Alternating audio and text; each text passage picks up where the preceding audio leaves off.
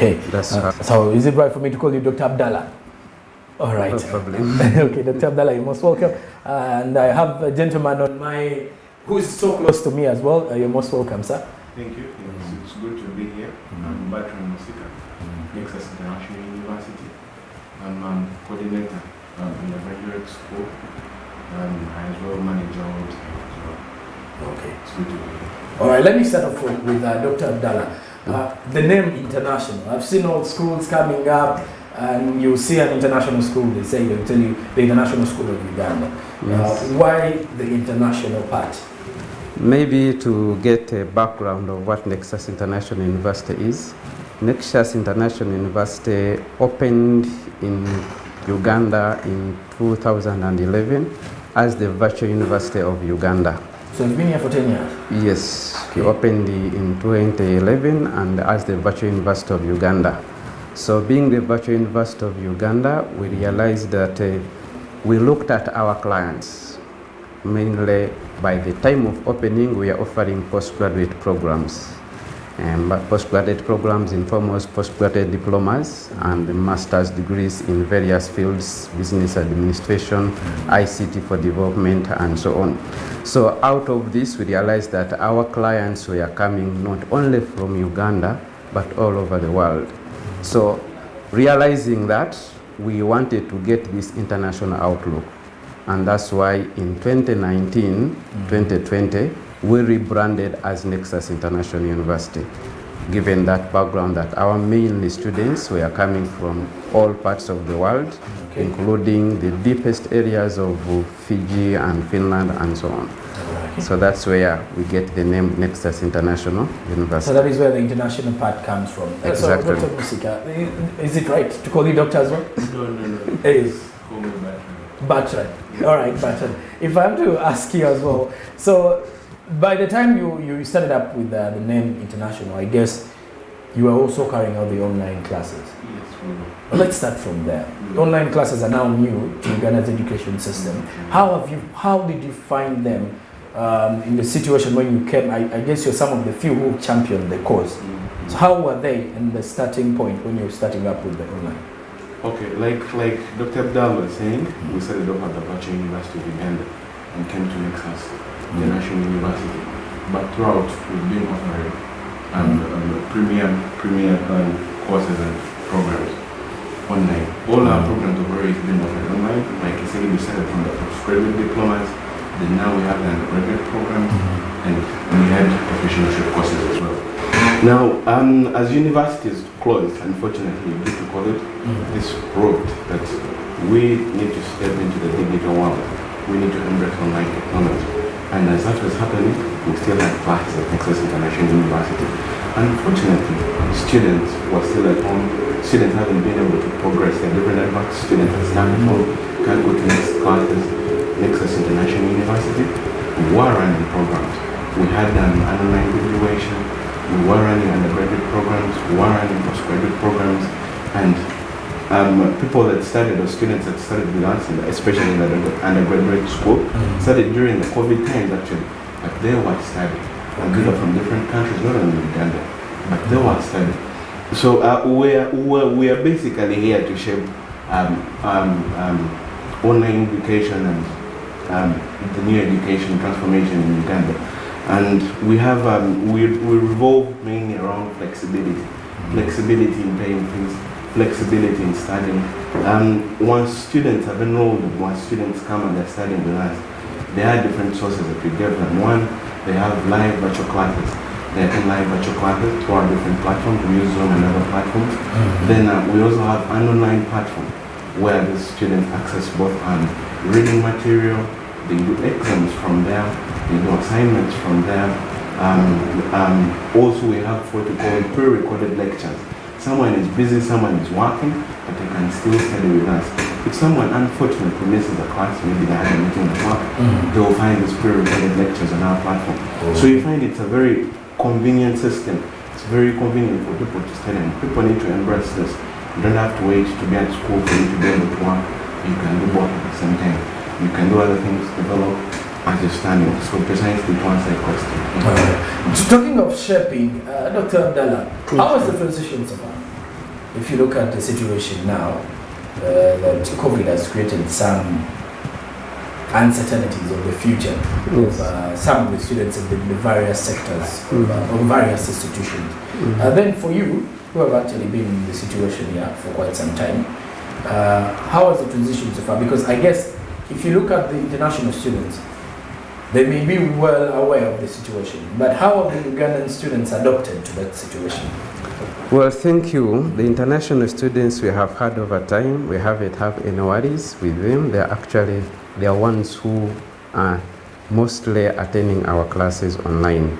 The local students or the Ugandan students we are having still have some challenges. They are still failing to adapt, especially now we have started our undergraduate programs. For the postgraduate programs, like I've said earlier on, for them we don't have any challenge with the students because these students who have enrolled the programs and they are actually sure of their schedules. So they enroll in the program and they know how to manage their time. So we don't have any challenges with the postgraduate students as of now. But for the undergraduates where we are still beginning to have these postgraduate undergraduate students. Actually, our undergraduate programs began this year. The undergraduate program that we are done this year. But you know, the Ugandan education system, the way we have been built, we have been studying at school. When students feel that they are joining university, we have this feeling that at the end of it all, we are now free. So you want to go join our colleagues and so on. So telling a student to join a virtual university when he's seeing other students going to campus, they have heard about campus life all their time. So every senior 6 student wishes that he's going to join a campus somewhere, and they are feeling physical studies. Yes, physical studies. So we still have to explain to them what this online education is about. They can still be able to join online education and still have this feeling. Because like my colleague I said, Bertrand, we are not only having the Zoom classes and so on. It's a whole new kind of interactive environment where we can have discussion forums, you can have chats with our instructors, with the fellow students. We can even share our advantages, that because our students are coming from different parts of the world, they share their experience is actually broad. That somebody is in Uganda is sharing experience with another person in Canada, in USA, in Ghana, in Nigeria, and so on. So this is a whole new experience, and we have a task that we are still explaining to our young ones that still it's not about the physical classes only, but even in the virtual environment you can simulate this kind of experience, socialization via discussion forums, via chatting, and so on. So the transition is still on. We cannot say that we are fully transited. We are still in transition, and we are encouraging that our young students, the ones joining the undergraduates, can be able to join and have the feeling of really being at a university. We are here in Uganda, we are located in Muyanga. Once in a while they can be able to visit our campus and see what it looks like.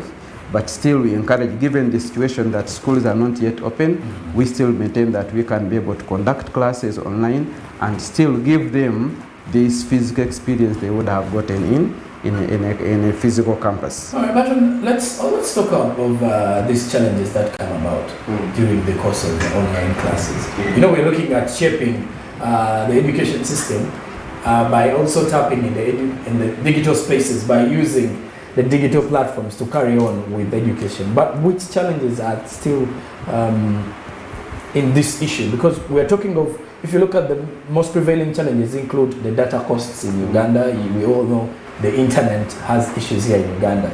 But away from that, in the internet, where do you think the major challenge is before we actually see most institutions need to tap into this sector? Thank you. Like Dr. Abdallah was saying, we still have a traditional way of thinking, not only from the students but the parents as well. So this has kind of affected the decision making towards students joining online education. The other factor, like you mentioned, is the internet costs and internet connectivity. We are getting there, our internet connectivity is improving in Uganda, but it's still one of a challenge. Still, internet connectivity. Then the other challenge is, as someone joins an online education, they must have some resources or things that enable them to study online, whether it's a laptop, whether it's a phone, whether it's a tab. You find that for people that are depth side that cannot afford some of these items, might opt to actually go for the traditional classes in their local communities rather than joining online, where they will need to buy a device. But it's still something that people are now adopting, and the fact that technology is moving at a high speed, the digital world is here. So people now, you find that still in the villages, someone can afford to get a phone. And we say with a phone, yes, you can still study, you can still do examinations, you can still interact with your fellow students and facilitators. So yeah, those are some of the challenges that are currently facing or affecting the digital transformation in Uganda'S per now. Maybe to add on what my colleague has said. All right. Me, when I'm faced with this question, what are the challenges? People tell me that we don't have the gadgets and so on, we don't have data and so on. I challenge them and don't have data, but our classes are basically 1-2 hours long, which ideally will cost you about maybe 1 GB or 500 MBs. So I equate this to the transport cost they are going to incur while going to university. So I actually tell them that how much do you spend on transport to go to university and sit in class together with the time you are going to waste, the lunch breaks and so on. But here we are telling you that you can study in the comfort of your home without bothering the traffic, without having to now we have this pandemic, you don't have to worry that the colleague next to me is infected also. So this is how I tend to tell my clients who tell me that we have challenges of data and so on. Getting to the devices, we are saying that we almost now, the digital world has so much been embraced that in every household you will find a phone, a smartphone for that matter. So our classes are that easy that you can join our classes even on a mobile phone. All right. Still talking shaping the standard of Uganda's education system. I do remember in my first year at university, one of the things that excited my journey to the university was you would hear stories of the bazaar, you hear the freshers ball, all those activities that happen at the university. They did mention that is one of the reasons as to why most of you think online classes are not that fun, that would actually come up with the physical. But as life went by, I realized when you're away from the first year, when you're still called a fresher or something like that, but when you enter second semester, first year, you realize now life has changed. There are certain things you're going to start working for yourself. And the best way to do it is you have to balance the two, work and school. And you will see that you'll be giving work more time, but again, focusing more on the school because it is the degree, of course, or the diploma that you want. So anyone out there, I think the only reason as to why some people feel online classes are not that good is because you just want to be there, make the friends, and maybe, you know, lifestyle of the youth and the young people mainly. Exactly. That is why they are always against online classes. But like we said, COVID has always taught us to live with things. Now, the situation that is happening is if you're not driving your lessons to the online platforms, your students are bound to leave you and join different universities. Now, even the parents who have actually followed up on the situations happening, they know online is the way to drive the situation. Before we even go into the break, if we're talking about online classes, you did say virtual graduations. How is that done? If I can answer that. Online class, virtual graduations. We had one last year. Okay. The first one that we actually had. One is just like we are seated here. Okay. We have, of course, the main, the Senate and all those course members present in the room. Then we have students elsewhere from wherever they are. Attending via online. We ask them, of course, to switch on their cameras. It was a normal experience. Okay. Reading of names, clapping, taking group photos, of course, digitally. We had them, of course, purchase the caps and the university, the graduation attire. So they felt the graduation experience. their names being read, them attending with their relatives and people shouting at the back of it all when someone's name is read. And that is what really matters. And the excitement of feeling it, your parents being there to congratulate. Now you have the documentations and now. you have the documentations now. You're being showed. It's still the physical interaction is there, though it's online. So it was a nice experience. Yeah. I think for one to actually accept online, it's one's mentality. Your mentality has to be forget the physical, because I'm seeing it saves a lot. Yeah. Imagine you're going for graduation, there's a lot of traffic, and then you reach when the ceremony, maybe you even get shocked when your name has already been read, and situations of that sort. Yeah. But yeah, with the online, you just sit in the comfort. I've actually been seeing universities carrying out all this graduation, but it was kind of funny in the first incident, but now it looks like it's the norm. It's the norm. Yes. If you're to actually encourage anyone out there, I want to know, would you prefer an online graduation to a physical one? Yes, I for one, given the situation and the comfort that I'm now getting, leave alone the graduation, even conducting classes, I feel it is more easy, more flexible, more comforting conducting an online class as opposed to a physical class. Okay. Given the challenges that come along, rushing in the traffic jam in the morning, having this and that and so on, getting to set up the environment, the room and so on. So it is actually much more comfortable for me to join an online class, because it doesn't matter. All that matters is just log into your device and you're in class. And you're because ready what to happens in class is basically a discussion. If you can be able to follow the discussion, this is what it is. So even on online graduation, the physical interactivity is what we perceive in our mind. So if I've perceived in my mind that I'm going for a graduation which is online, you put yourself in proper context. Yes. Okay. So I'm going to interact with these people online. So where I need be, I'm going to shout, I'm going to clap. Celebrations? Yes. Okay. So it is actually the online graduation. Over the years before COVID, our students would come to our campus and we hold a physical graduation. So those who felt that we want to see where our university is, they would fly in the country and we do a physical graduation. It's only last year that it was a special event because of COVID. Travel restrictions. Yes, but people used to come in and we had a physical graduation from all these people who have been meeting online. Now they meet on campus and you can imagine the excitement, the feeling and so on. Because through classes you are making friends, but virtual friends. So when you meet finally, when you have all succeeded, you have gotten your grades, it was really a very good experience. And now, this is the thing what is... Now I must agree, online classes are not that cheap. Because if you look at people traveling from overseas to come here for the graduation, that and more is what we are going to be talking about. We are going to be talking about business from the online lectures or the online universities. What is there as we are looking at shaping the standard of Uganda's education system? Because you never know, come next year, the president may feel like we are going back to the lockdown. And we all know this thing just comes in abruptly.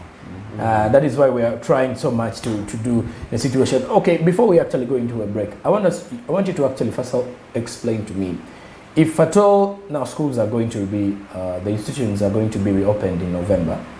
So if someone is doing an online, offered for an online, let's say on the application, is it right for that person to actually come for the face-to-face interaction? Is it mandatory? Yes. For Nexus International University, our classes are purely online from inception. Okay. That's why we are called the Virtual University of Uganda. So we really do have online classes from inception. Okay. Right? So we have not had any face-to-face kind of sessions from our inception in 2011. But if demand allows, if there is demand, maybe twice students would want to have the physical classes, we are open. They can come and visit our campus, have our classes on campus. It's okay, but really we are saying that we conduct classes online. And the thing of saying that I'm enrolled in an online class, I can't go to a physical class, we don't have it. Okay. You are our students. Depending on where you're getting the service, is to teach you, yes. if you cannot be able to join class online from your home, you can still come at campus, but still you can join online. Either way, not only the students, even the instructors are all over the globe. Oh, so Yes. you mean you have a lecturer in the US, you may Yes. have one. Yes, so that's what brings the tour experience far much better. I have a lecturer from US, I have a student from Uganda, another student from Tanzania, another student from Ghana. So this reach of experience actually blends it much better. Okay. Yes. But don't you think it is better to also get maybe a week of physical interaction to get that bond if you are a lecturer or something? Yes.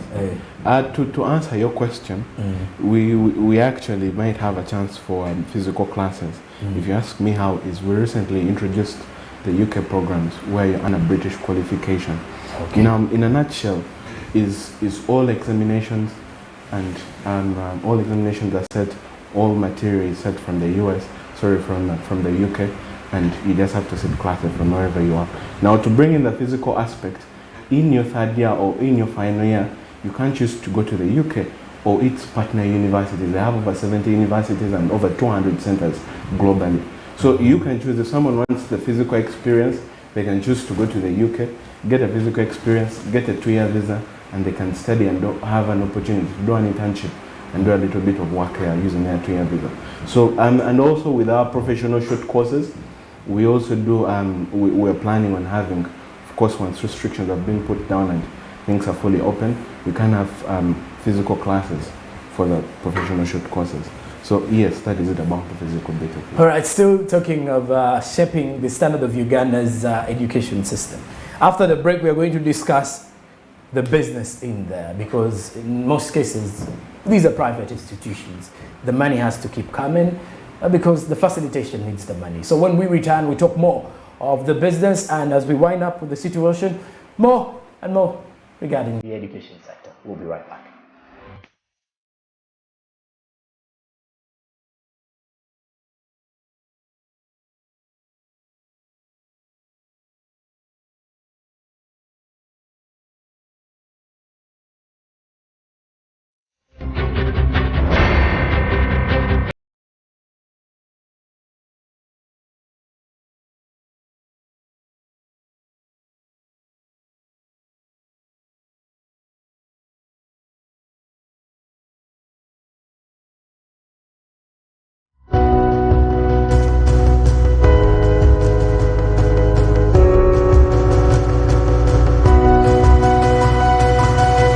Smart 24, driving business.